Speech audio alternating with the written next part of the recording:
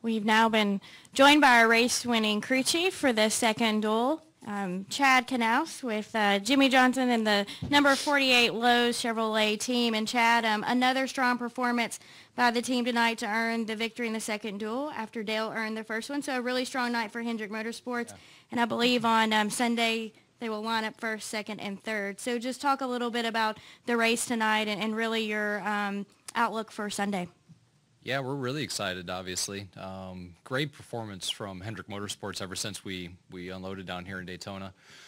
Obviously, Jeff qualifying on the pole, I think, is just, that's just awesome for his last Daytona 500, so that's pretty cool for that from that standpoint. And really proud of the guys in the 4888 shop, obviously, to capture the victory. And both 150s here tonight, that means an awful lot. We've got a group of guys in our shop that focus primarily on our super speedway stuff, and they really pay attention to the details and do a really good job, and definitely showed tonight. We'll take questions for Chad. If you have one, please raise your hand and state your name and affiliation. Okay, we'll start with Lewis. Lewis Frankel Reuters. Chad, you got 1, 2, 3 for Hendrick Motorsports. Yeah. It's the start. It's a 500-mile race, but how does that, make you feel for the race? Clearly, it gives us a lot of confidence. I think that all of the Hendrick Motorsports cars are really strong. I think we saw at different times tonight those Gibbs guys were pretty strong as well. The 20 was fast. The 19 was super aggressive and really trying to manage a lot of runs and create a lot of different situations where you could capitalize on. So, 500 miles is completely different. The thing people don't understand is, obviously from sitting in the stands and watching from in here, what you had tonight isn't what you're going to have on Sunday. It's going to be middle 70s on Sunday, sunny. The grip is going to go away. The track's going to get really slick, and handling will become more of a premium. Obviously tonight a lot of guys took no tires, fuel only on their pit stops. I think once you roll around to Sunday, I think that strategy is going to change a little bit. Additional questions for Chad? Crickets. Everybody's tired and cold. I just want to sit here and warm up, so you guys just take your time. Okay, we'll go to Tom next. Hi, Chad. Tom Jensen, FoxSports.com. Yeah.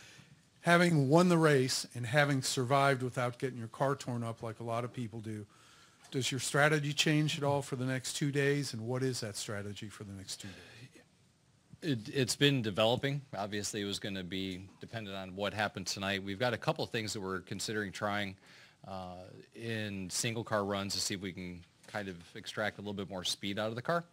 But as a whole, I think we're pretty settled on what it is that we're going to be racing for the Daytona 500. So we'll start tonight changing the engine and getting it prepared for practice and ready for the 500. And we'll probably run one practice tomorrow and maybe just a quick shakedown on Saturday, and that'll be about it. All right, Lewis, go ahead. Lewis Frankel Reuters. Since you opened the door, I looked. There's an early practice on Saturday, but the temperatures may not warm up. What do? Do you depend on your notebooks or, sims back in someplace? How do you adjust for the temperature difference if you don't do a lot of runs on Saturday? Yeah, it's going to be, you have to fall back on past experience and notes, and that's kind of what you do. The thing about super speedway racing is it's so dependent on where you are with other cars. When you're out there in a small group, 8, 10 cars, you never have the energy and you never have the handling problems that you will in a group of 20 or 25. So to simulate that in practice is almost impossible anyhow. So we have to go off of, past experience. Any final questions for Chad? Chad, I can't believe they're going to let you off this season. Man, they must be tired. Come on. I'm getting fired. Nothing. That's been the big rumor. Nobody's got anything with that one either. Nothing. All right. All right. That was the rumor that you guys were starting, or somebody in here did. Chad, congratulations, and thank you for your time tonight. You are. Everybody's tired, I guess, huh? My mic on? Okay. And to conclude our post-race availability, we've now been joined by our race winner of the second duel, Jimmie Johnson, driver of the number 48 Lowe's Chevrolet. And Jimmie, a really strong performance tonight by Hendrick Motorsports with Dale taking home the first victory. You took home the second victory. Just talk a little bit about the race tonight and your outlook on Sunday. Yeah, just really proud of the effort that HMS has put into our speedway cars, to have the front row locked down, and then the success tonight says a lot about how prepared we were coming down here. And I think all four of us Hendrick drivers knew that it was really in our hands. You know, the guys have done their job at the shop and sent us down here with some really good hot rods. So it was really on me at the end. You know, I had the lead, and then there was that caution at the end. So, you know, making sure I got a good restart and could control the lanes was vital. And I feel like I got a lot of good experience tonight, understanding the draft, how to protect. It's so different when you're leading, trying to control those two lanes. So a lot of good experience gained tonight. I kind of dusted off, you know, my restrictor plate skills a little bit, and stoked to be, you know, here's the winner of the second duel. Okay, we'll now take questions for Jimmie. Please state your name and affiliation, and we will start with Tom. Hey, Jimmie, Tom Jensen, Fox Sports, way over here. Congratulations on the victory. Thank you. In years past, it seemed like the leader of these races always gets freight trained at the end. Guys gang up on him. Tonight in both races, it seemed like whoever was out front could move both back and forth across both lanes to block a little bit more and maintain the lead. Is it different now, or is that? Yeah, I think what's different is the side draft is much more effective with this car. And when they're 2x2 behind you, their run just isn't very big.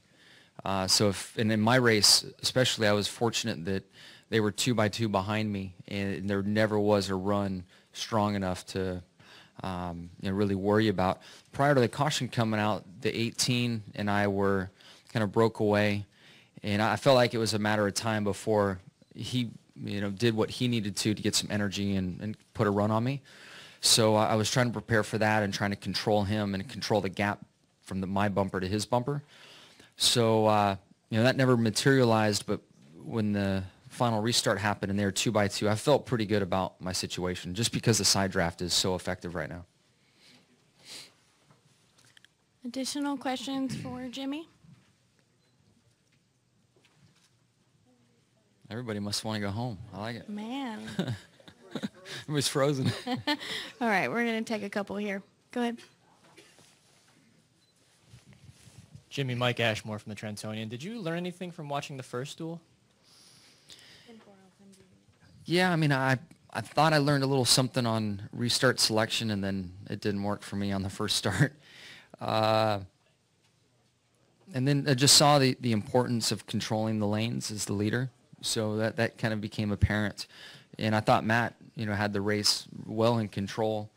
And then he got stuck in the middle and dropped. And then, you know, it was kind of Junior's situation to control at that point. So, you know, being on your game and controlling those lanes was key. And that's what I kind of took out of the first race that successfully worked in the second race. All right, we'll go upstairs to the press box for a question, then we'll come back downstairs.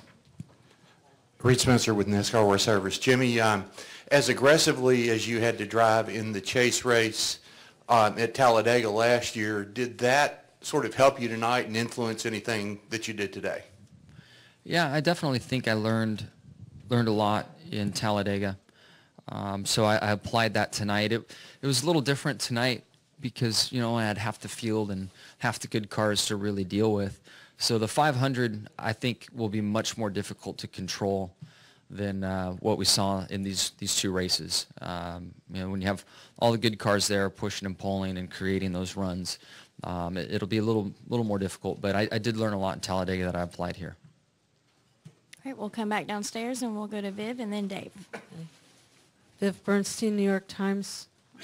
Here. Viv. You've spent a lot of time over the years racing alongside Jeff Gordon in this race in the 500. Do you think this race is going to be substantively different when he's not there and he's not up at the front?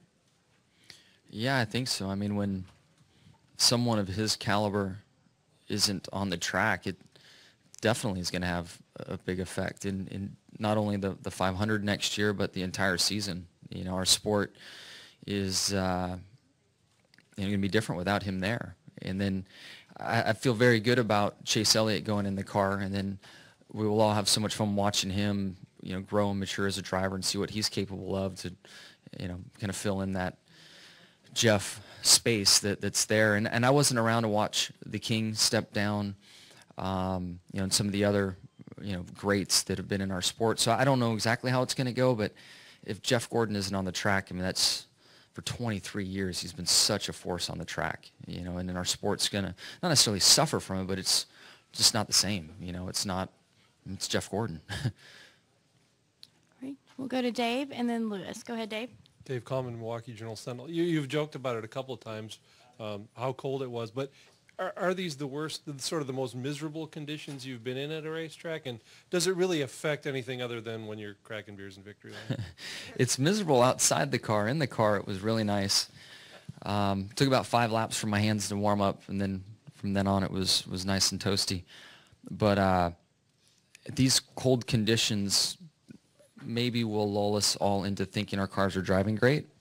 And as things heat up and we get to Sunday and it's mid-70s and sunny, you just got to be on your game and make sure that you're setting your race car up for those conditions, because tonight was prime conditions. I mean, good air for the engine to run, no tire wear, no slipping and sliding, cool track temps. Tonight it was hard to get your car to handle poorly. So, flip side, if it's handling bad tonight, you've got a ton of work to do to get ready for Sunday. So you can look at it one of two ways. Have you ever had worse? Cold-wise, man, I remember Bristol, it's snowing once. It's probably in the top 2 or 3 as far as being cold. But Bristol comes to mind as it was, actually snowing. All right, Lewis, go ahead. Louis Frank of Reuters. So it took a Wisconsin journalist to talk about the cold. I'm over here to your left. There we go. Sorry. Thank you. What kind of threat are the Gibbs cars to your cars? They look pretty good, and as you said, conditions will change by Sunday. Yeah, they showed a ton of strength. I think all of their cars are very strong. The 11 came from the back and no time at all was in the mirror, and I could see him. 18 had a penalty and rallied his way back, and I really didn't want him to have control of the race. That was my goal, was to stay ahead of him, because I don't think I could have gotten by him. The 20 looked so strong in the first race, so I think the Gibbs cars are right there with us, and those guys know what they're doing. Okay, we'll go to the back with Nate. Nate Ryan, NBC Sports. Jimmie, it seems like the drafting, when you're the leader, it's harder to keep guys behind you. It's harder to sort of anticipate moves. Junior gave TJ Majors a lot of credit for his win. I'm wondering if the fact that the rules have stayed static and the fact that everybody's kind of getting more comfortable with the cars in year 3, is everybody kind of figured out everybody else's game, everybody else's tricks? Is it harder to be the leader like you were at the end tonight and keep guys behind you? Yeah, leading's really tough to manage. There's no doubt about it. That thoughts crossed my mind a few times that all the tricks and little things that we work in the car, everybody in the field knows about now. So I think you're right. Having this rules package stay the way it has, it doesn't matter who you race with. They know the sweet spots to pull someone back, set up a pass, make things happen. So. Yeah, I definitely agree with that. But leading is probably the hardest thing to do. You need, as Junior, I guess, pointed out, your spotter's got to be on his game, letting you know where the energy's coming from, what lane's moving. And then you've got to make those quick decisions, kind of block and defend, and that's the hardest part. TJ talks to Dale, but he's talking like constantly. I didn't listen to you, but does Earl talk nearly as much? Or? I don't think Earl does. I mean, Earl, I have him talking a lot, but I had the opportunity when we used to do the tandem drafting to hear TJ when I'd get hooked up with the 88 car, and not in a bad way, but he doesn't shut up. I mean, it's nonstop, and that's what you need. And Junior and TJ have really found a great rhythm with that, and TJ gives a lot of great information. And I guess I don't want to hear as much, and what Earl and I have worked out is exactly what I need. Any additional questions for Jimmie? Any questions in the press box? No questions. All right. Well, Jimmie, congratulations, and we wish you the best of Great, luck thank you. for the Daytona 500 on Sunday.